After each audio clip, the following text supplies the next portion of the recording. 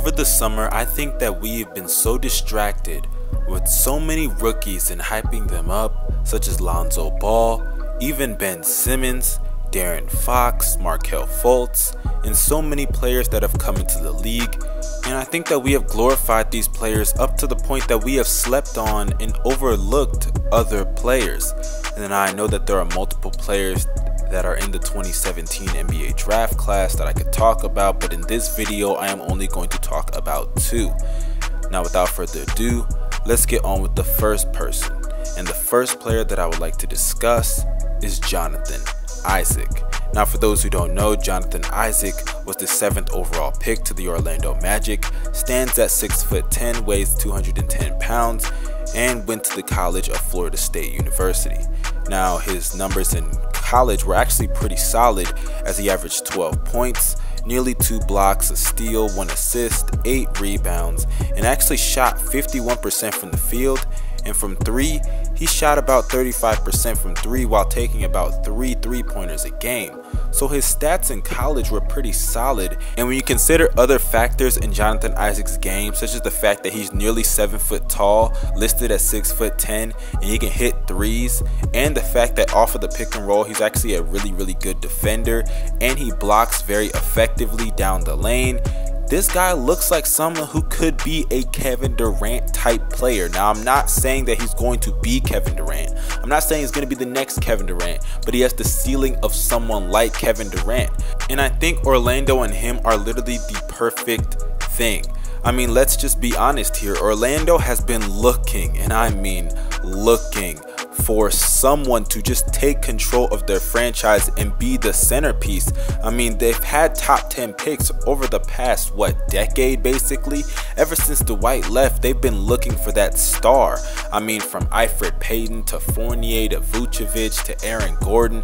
I mean, they just can't find it. Oladipo was there and then they traded him. I mean, they had Ibaka. They literally had everything. They have tried everything and they cannot find that franchise guy. But having Jonathan Isaac, I think that he can turn this franchise around. I think that him, especially in today's league where big men are literally changing the way that the game is being played, the way that they can handle the ball, the way that they can shoot and do things that normally big men back then would not do. They are literally acting like guards in taller, bigger bodies, and I think that someone like Jonathan Isaac could really change the organization of Orlando, because if he lives up to that potential, you have a guy who fits what you already need in today's league and you can build around him. I'm not saying that he's going to be KD. I'm just saying that if he can live up to some of this potential and just be someone who can give you 15 points and 8 rebounds, maybe even 15 points and 10 rebounds, that's perfectly fine, because at the end of the day, he's someone who you need in today's league. You don't need someone like an Elfrid Payton who hurts your spacing, and meanwhile you're flopping Aaron Gordon from small forward to power forward and just moving all these players all over the place. I mean, it's just not going to work for a team like that. And I think having Jonathan Isaac and just moving forward in his direction, I mean, they need to put the ball a lot in his hands just to see what he can do. But I think that he's really slept on, and I think that his potential is limitless. For someone who's nearly 7 foot tall to do what he does, that should be a plus for anybody. And I think that his passing ability is also something that we're going to sleep on, because the attention that he's going to draw, there's always going to be an open man. They may double this man, they may double him in the post, double him on the perimeter, and he's shown flashes in college that he can find the open man. And I think his basketball IQ is actually higher than what we may think, because he also takes the right shots.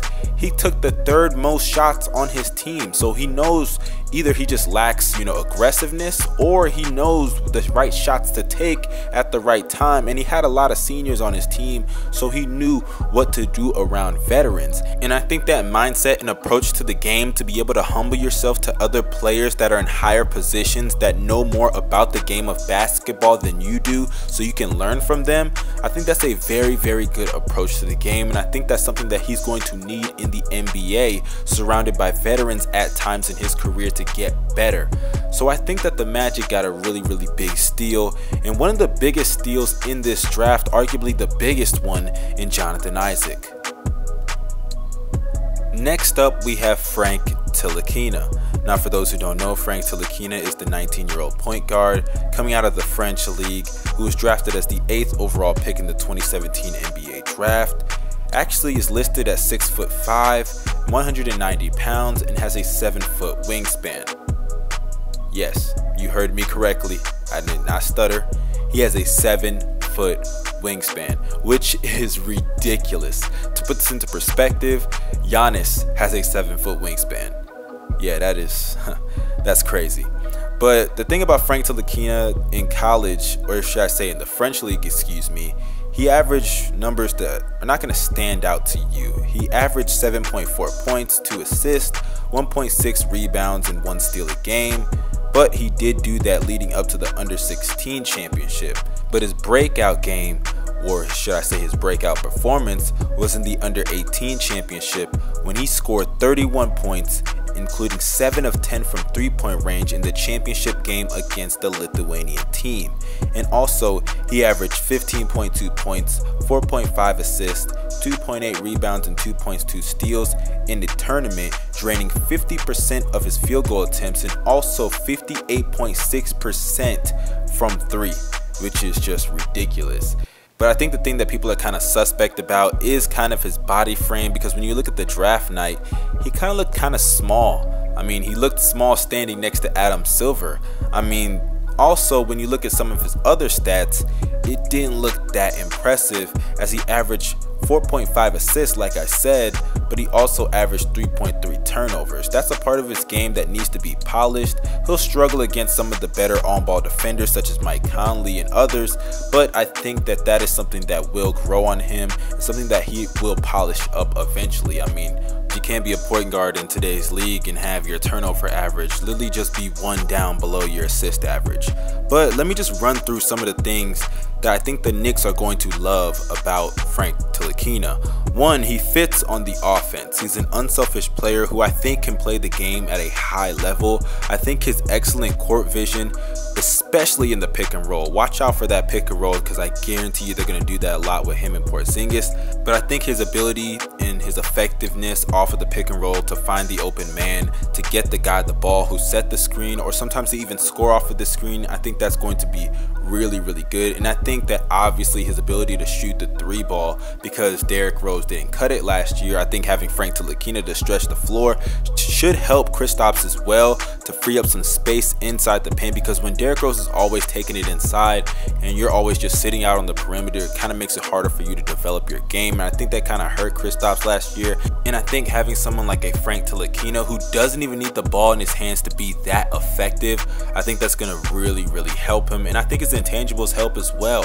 And when it comes to his defense, we all know the Knicks were bad on defense. They had a 108.7 defensive rating last year, and it was ranked 25th in the league, and even worse when Derrick Rose was on the court. But their offense was stagnant when Rose sat, as their offense was 101.8 compared to 107.3. It's just really weird how Derrick Rose fit with that team. And I think that he's someone who can guard multiple positions. I mean, the guy has a wingspan of 7 feet. That is just flat out ridiculous. So I think the versatility there will help him guard multiple positions, such as the point guard, the shooting guard, and maybe even some small forwards in the league. And another thing that I really like about Frank Ntilikina being on this particular team, ironically it had to be the Knicks, is the fact that he fills up everything that Derrick Rose wasn't, or at least everything that they hoped Derrick Rose could have been. He's someone who can score more efficiently, someone who can defend better, or at least has the potential to defend better, someone who, you know, can help that offense in areas that Derrick Rose lacked, like a 3-point shot. He's someone who just fits everything that Derrick Rose wasn't for them last year. And I think having Melo gone and having Tim Hardaway there in the backcourt, even though I think Tim Hardaway may be a bit overpaid depending on how he plays next year, even though he did play well for Atlanta last year, but besides that, I think the pieces around him are there for him to succeed, because Frank Ntilikina is someone who doesn't really need the ball in his hands to be effective. He can be a catch and shoot type player. Even though he's the point, he's going to be bringing it down the field. But I think Kristaps, obviously the offense is going to run through him, and I think they do need to give him the ball a lot to see what he can do next year, because they don't need to be a playoff team next year. They just need to be able to see what these young players around Kristaps can do and what Kristaps can do himself. I mean, as long as Frank Ntilikina can give them the right things that they need to fit their offense and to fit their defense, they don't have to be a great, phenomenal team. They don't have to make the playoffs. The expectations for the Knicks are just to see what these young players can do. If Frank Ntilikina comes in and gives you 7 points, 4 assists, and I don't know, 5 turnovers, you know, I'm just giving you a bad stat line there, something that's really disappointing, that's fine. At least you know what to expect from these players. But I do think that Frank Ntilikina being on the Knicks is a perfect situation for him because he fits everything that Derrick Rose isn't. And I think that Frank Ntilikina's potential is really, really good. I can't even describe him to other NBA players, other point guards. He kind of reminds me of Markelle Fultz because of his physical attributes, being 6'5", having a 7-foot wingspan, just like Markelle Fultz has that 6'10" wingspan and being at 6'5" as well.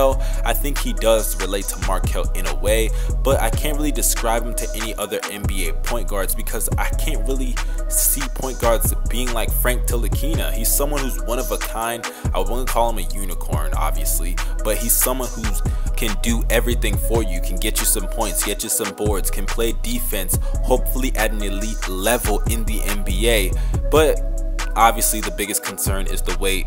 He does need to put on a little bit more weight, and kind of ironic how him and Porzingis kind of have the same problem when it comes to the weight there, because they do need it. I mean, when you got athletic point guards such as Russell Westbrook, it's going to be pretty difficult to keep up with players like that. So I do think that's an area that he does need to strengthen. But another thing that I like to add about Frank Ntilikina, and the reason that I think that he slept on, is because 1, he's on the Knicks, 2, the people he was drafted above. He was drafted above Malik Monk, Dennis Smith, and Zach Collins. 3 players who a lot of people thought would go before him, and especially Dennis Smith Jr. And I think the reason that he is slept on is because of that. Because all the other players that were drafted after him, we wanted them to go before him, and we think that they have more potential, or they will be better. I mean, let's just face the facts here. I'm not trying to disrespect those players, but I'm just simply saying this. Let's watch what Frank Ntilikina can do, because it wasn't just a few years ago that Kristaps Porzingis was drafted and people were saying, why are you drafting him above other players in the draft? But someone like Frank Ntilikina, who knows if one day he will join the list of all the other players to come out of the French league, such as Tony Parker or Rudy Gobert. Let's just give him time and see what he can do, because the potential is there. And let's never ever forget the fact that you booed Kristaps. Let's just hold the brakes on Frank.